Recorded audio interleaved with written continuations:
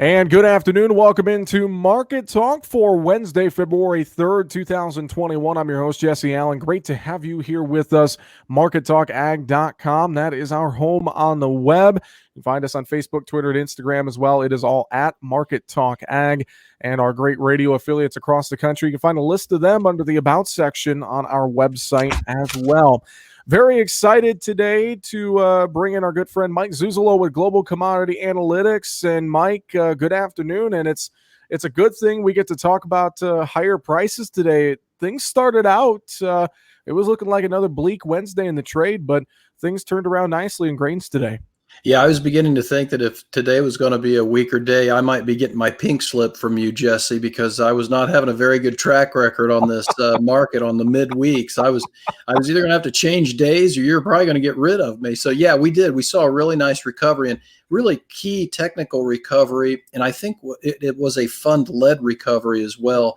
And this is really crucial heading into the weekly export sales numbers on tomorrow, which I think that could feed the bull. In other words, I think the market and the fact that the bull spreading came back with a vengeance. The front end really came back and got bought out, and the back end stayed pretty much lukewarm. And that's what we want. We want those bull spreads to work during the demand boost that we're getting right now, especially in the corn market. So I think weekly export sales could tap into that if we have good numbers, and that's a big if. I think the other thing that makes me think it was a fund-led market on Wednesday's trade was the fact that we saw the hog market really stay strong throughout the day. Then the soy meal came back, then the soybeans came back, and the hogs did not break, and really the cattle didn't break for that matter either. And that makes me think that pork and bean trade was back in fashion by the funds. So the big number today that's going to carry us all the way through the report next week and even into the baseline reports that the USDA is going to be coming out with here later in the month. And then the Agriculture Forum, Outlook Forum will be around the 18th, 19th. A lot of data coming. Really big number today was that meal low. We want to stay above that 422 to 424 level. The monthly low in soy meal this month is a key area for a trend line that goes all the way back to the August lows. And then last month's low in the meal around that 422 area, that's really crucial. If I would see a close below that, even if it was a daily close below that, it would make me think that we've lost this energy and the funds may be getting ready to resell and really try and drive us down to some major trend line support in the corn, the beans, and the wheat, and the meal for that matter.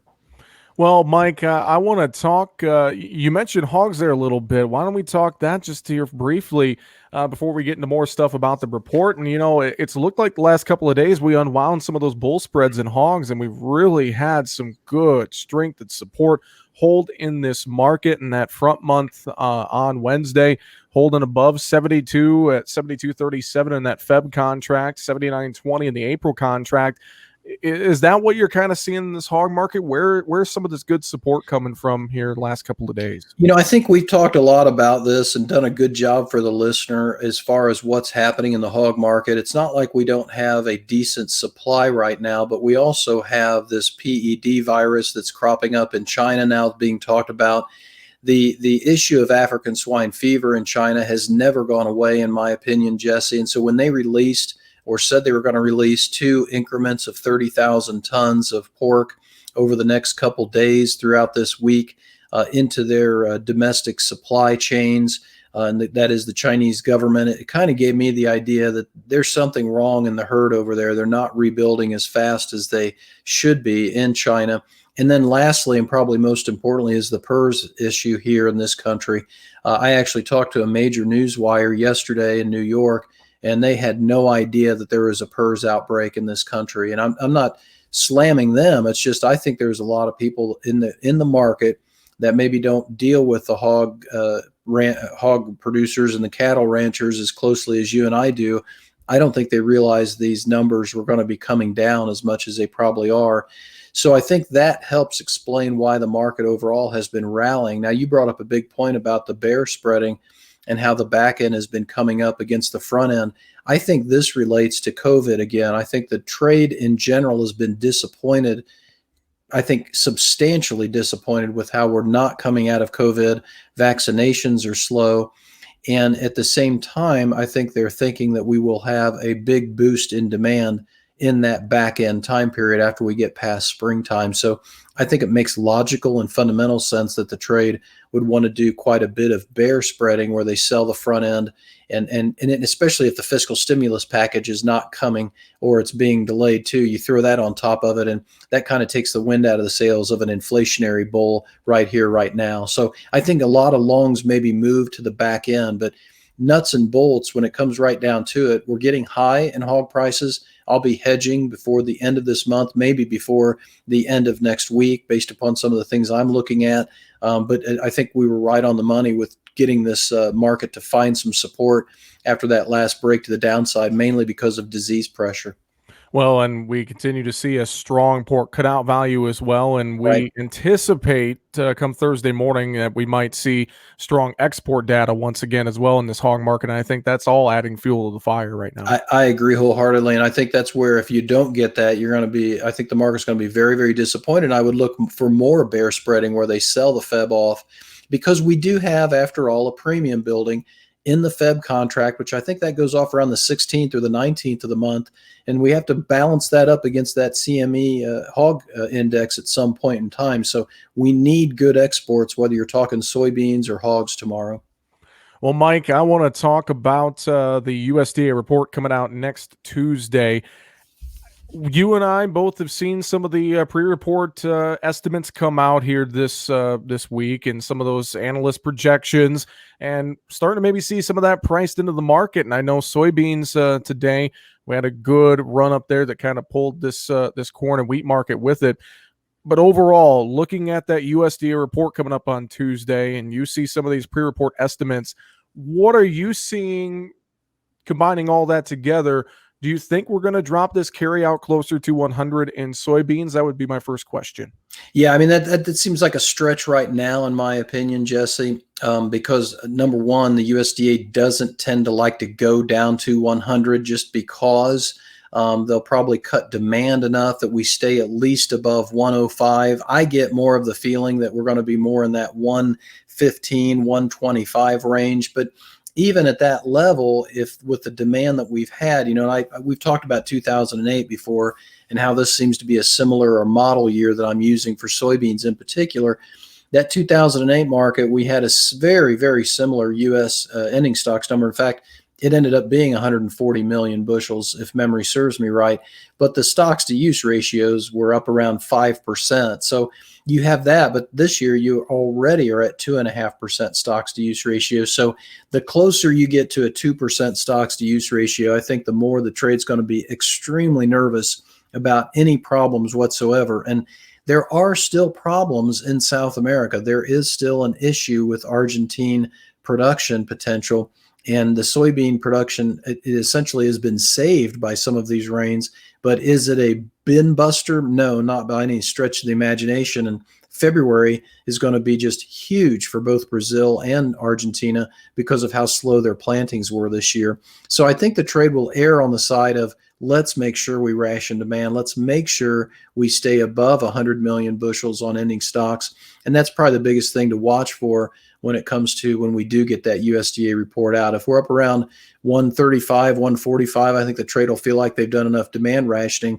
The closer we go to 100, the more they'll want to ration that demand and keep, I think, that bull spread really active. What about the corn side heading into this report? We've seen this insatiable demand from China here recently for corn purchases. There's rumors out there of more interest in U.S. corn from the Chinese, basis getting driven higher because of it, and we're getting firm bids at the Gulf. Very strong bids down there. What are your thoughts on corn as we head into that report?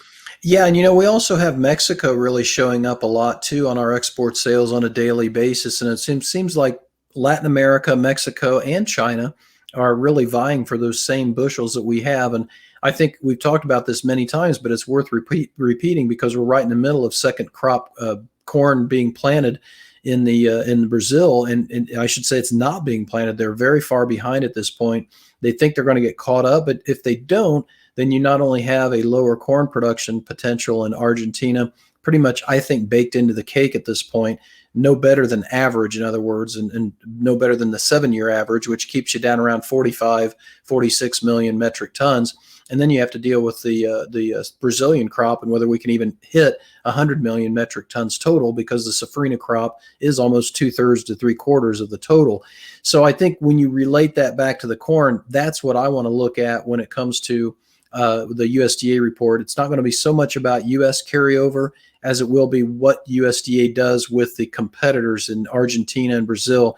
Do we tighten up the supplies around the world even more so that we remain the last game in town, or the only game in town, all the way through to our planting time period in April here in the Northern Hemisphere?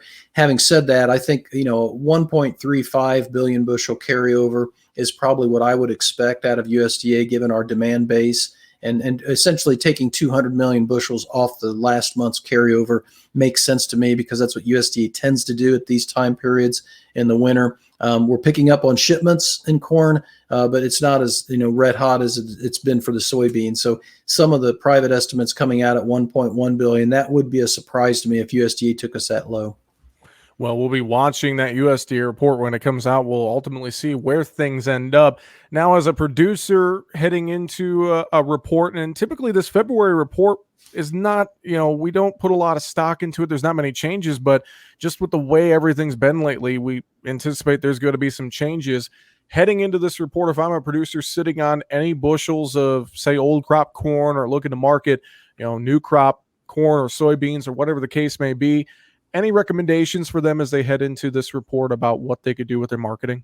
Yeah, I think February is the month to get a lot of marketing done if we have another run to the upside, especially. And we're very close to checking that monthly high, which was in corn, which was also almost a 9-year high. I think it's right around 552 area is the major high we made. And we got really close to that on today's close and on today's high.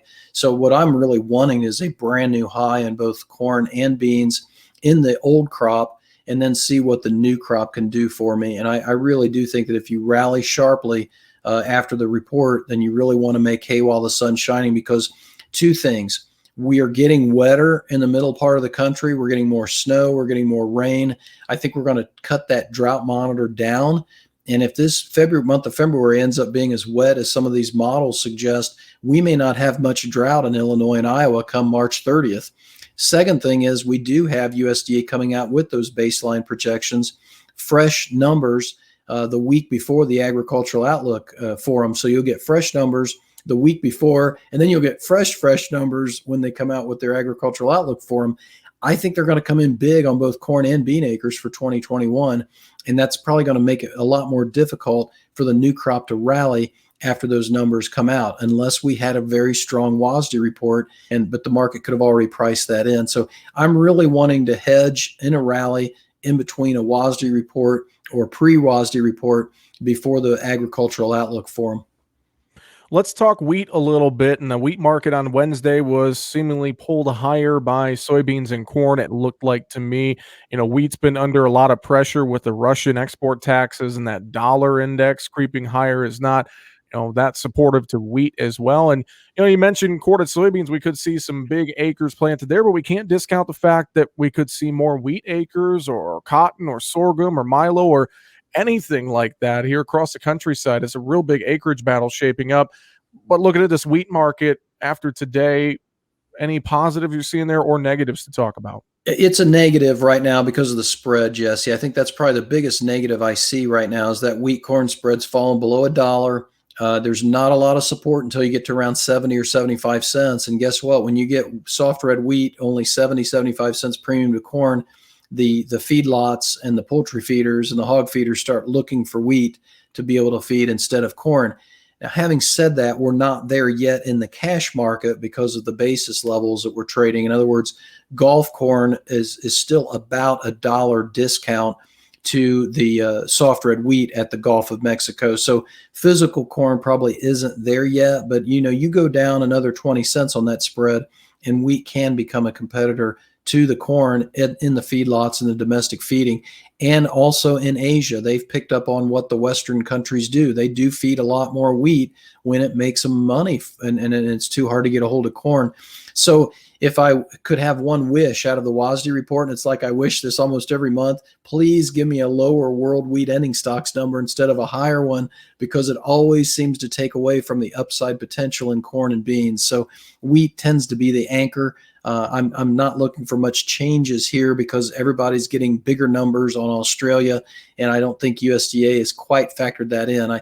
Maybe a long shot on the wheat report would be that Ukraine and Russia see some numbers change around that maybe balance us out better and doesn't make wheat look as much the leader to the downside. But that tends to be what we get every month, is the wheat ends up being a leader to the downside. Well, Mike, let's talk cattle here a little bit as well. And cattle futures, feedlot trade still pretty quiet here on Wednesday, and even some show lists, and everything else, and prices. We're getting higher asking prices in the south. Nothing really coming out in the north as of yet. What are you seeing in this cattle market right now? I mean, we're just kind of staying sideways here.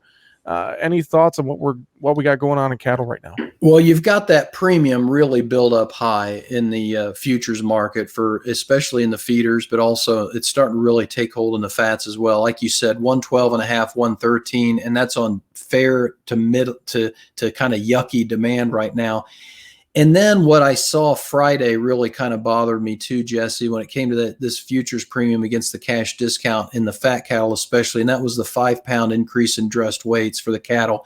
That is a big red flag to livestock analysts that, wait a minute, we must be backing these marketings up if we're going to add 5 pounds in 1 week. And I mean, that was just too big of an increase, especially given what the price is of grain. Yeah, maybe these feedlots bought the grain 2 or 3 or 4 months ago, but still, you wouldn't be feeding $5.50 corn to add 5 pounds of dressed weights at the price that fat cattle are trading right now, unless you almost had to. And so I'm really nervous that we're backing these marketings up at this point, and we are having a kind of a supply bulge looming overhead.